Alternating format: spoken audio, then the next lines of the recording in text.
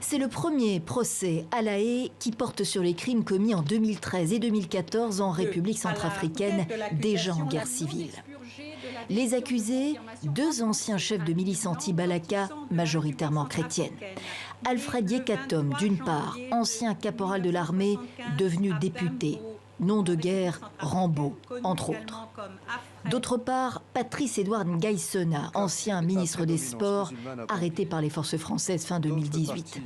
Meurtre, viol, torture, transfert forcé de population, attaque de bâtiments religieux, enrôlement d'enfants de moins de 15 ans, ce sont quelques-unes des charges qui pèsent contre les deux hommes poursuivis pour crimes de guerre et crimes contre l'humanité dans le contexte de l'époque.